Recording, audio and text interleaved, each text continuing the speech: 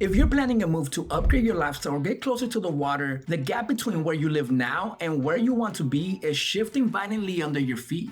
In North Redondo, condos are flying off the market in a median of just 10 days, while just down the street in South Redondo, condos are sitting completely stagnant at 57 days. Selling into this violently split reality can mean a serious 5-figure check either way, depending purely on whether you anchor to the right neighborhood lane. By the end of this video, you'll know whether it makes more sense to sell in the next 3 to 6 months or hold given what's actually happening in your specific pocket of the neighborhood. If you're thinking about selling in the next 3 to 6 months, this is the exact moment where looking at the wrong data can cost you money. You are weighing a massive trade-off. You can sell into today's steeply localized scarcity, or you can hold out hoping that a dropping 30-year mortgage rate pulls a tidal wave of new buyers into your open house. The risk of waiting is that new local commercial development creates immediate showing friction on your street right before you list. The risk of selling now is mispricing your home based on citywide averages, missing the market entirely, and letting your listing go stale. Picture a Saturday afternoon in Redondo Beach. Up near the Artesia corridor in North Redondo, buyers are aggressively touring townhomes, writing offers before they even leave the driveway. Down near the Esplanade in South Redondo, the sidewalks are busy, but the condo listings are eerily quiet, accumulating days on market while buyers take their absolute time. In early 2026, buyers are not treating Redondo Beach as one unified city. They are reacting to 3 distinct lanes: the fast lane, the affordability wall, and the valuation illusion. I'm going to show you exactly which lane your property fits into, how to play that lane right now, and how mortgage rates and new coastal zoning could reshape your plan over the next few months. I have homeowners just like you reaching out every week, and if you want that same clarity but aren't ready to get on a one-on-one strategy call just yet, then grab HomeBot using the link in the description. Think of it as a financial dashboard for your home. It tracks your estimated equity, your mortgage options, and your buying power based on real-time rates. I'm Hernandez, your personal real estate advisor here in Redondo Beach. My job is to build a precise, data-backed flight plan for your equity. Citywide averages are a dangerous shortcut in this current climate because your home's value is dictated by street-level reality, and I'm here to separate the verified signal from the emotional noise. Here's the roadmap. First, we will look at North Redondo condos, where speed and pricing power actually live. Second, we will look at South Redondo condos, where an affordability ceiling is capping prices. Third, we will unpack the single-family market, where a massive statistical illusion is hiding the true inventory flow. Then, we will look at the macro forces shaping your buyer pool. Let's start with where the market is moving fastest: North Redondo condos and townhomes. In February 2026, active listings here shrank to just 38 units, down from 46 the prior month. At the same time, pending sales surged to 19 units, up from 14. This contradiction in supply and spike in demand pushes the months of inventory down to a fiercely seller-leaning 2.3 months. Because of this inventory pressure, the median days on market collapsed to just 10 days, down from 30 days the month prior. Days on market measures the exact speed at which homes are absorbed from the day they hit the MLS to the day they go under contract. For owners, a 10-day market means intense leverage. For buyers, it means you have zero time to deliberate. However, speed does not equal infinite leverage. The median percent of last list price received in North Redondo actually softened slightly to 98.7%, down from 99.4%. In plain English, that means buyers in North Redondo are moving exceptionally fast to lock down the property, but they are flatly refusing to blindly overpay or waive their financial discipline. If you're an owner in North Redondo with a condo or a townhome,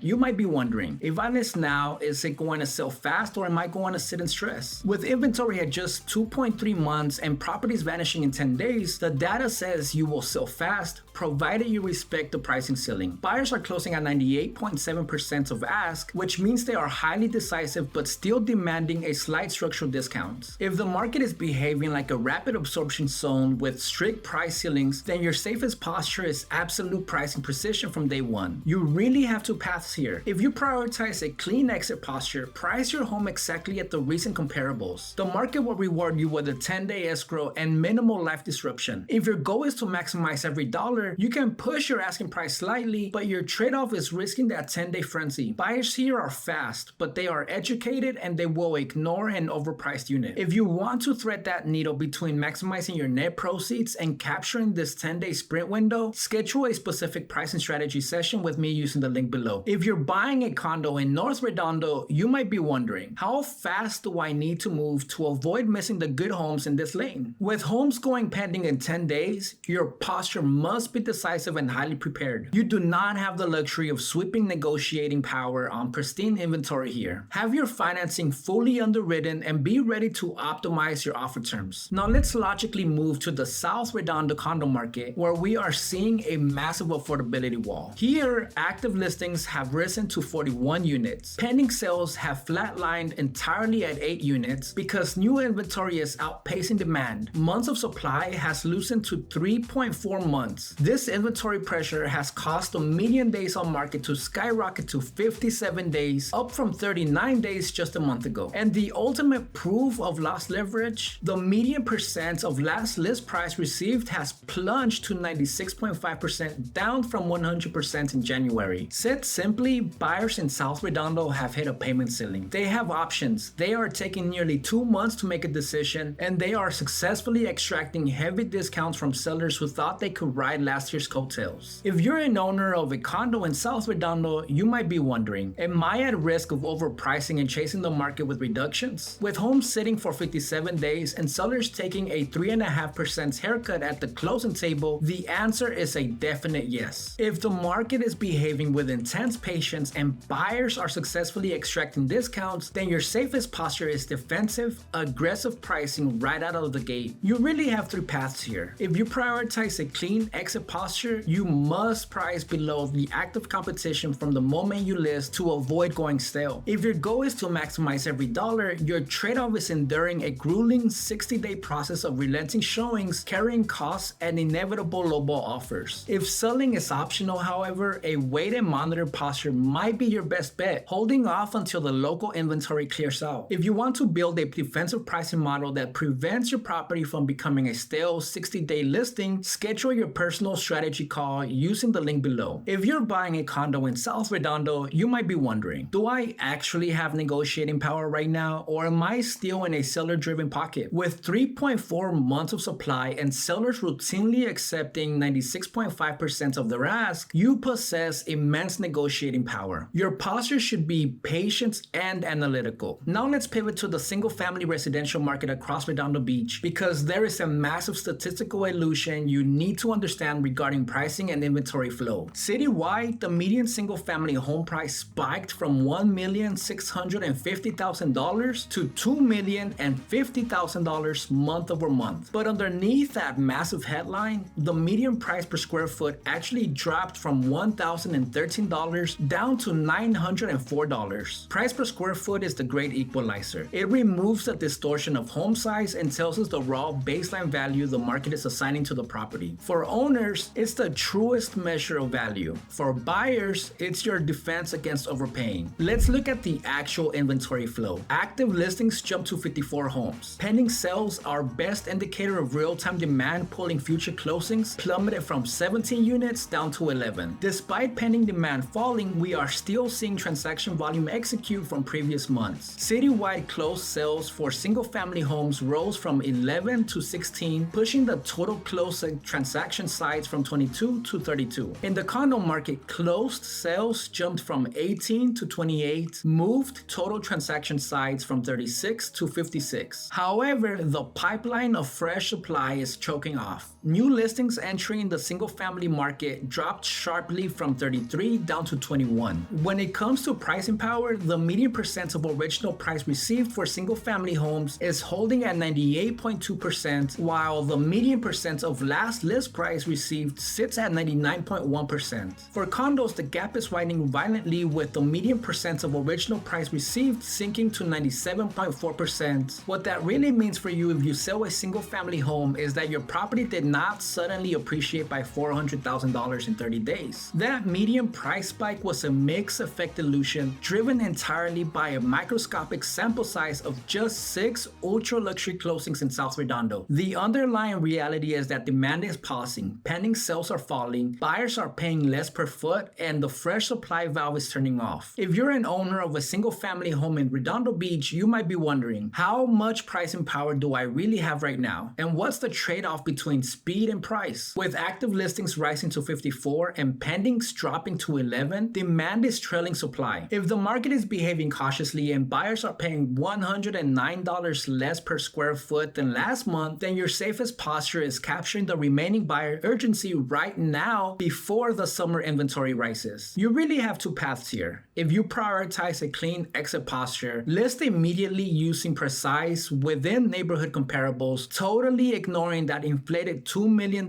macro headline. If your goal is to maximize price, your trade-off is severe timing risk. If active inventory continues its upward trajectory, your home will be swallowed in a sea of competition by summer. To find out your home's true baseline value based on hyper-local price per square foot rather than citywide illusions, grab your specific HomeBot dashboard using the link below. If you're buying a single-family home in Redondo Beach, you might be wondering, am I overpaying in this part of town, or is this the market that's still pushing up? The drop in price per square foot to $904 proves the market is not running away from you. Your posture should be highly selective. With 54 active homes on the market and dropping pending sales, you are not forced to compromise on your non-negotiables. Let's quickly review the scoreboard. If you're an owner in North Redondo condos, you have a 10-day sprint market where buyers are fast but strict on price. If you're an owner in South Redondo condos, you have hit an affordability wall where patience and defensive pricing are required to avoid a 57-day listing. If you're an owner of a single-family home anywhere in the city, demand is cooling, and the headline price spike is a complete mathematical illusion. If you want me to translate this scoreboard into a sell now versus hold decision for your exact address, schedule a quick strategy session accessed through the link below. That's the neighborhood math. Now let's talk about the forces you won't see on a CMA, but you will absolutely see in buyer psychology. First, the average 30-year fixed rate mortgage just breached a massive psychological milestone, dropping to 5.98%.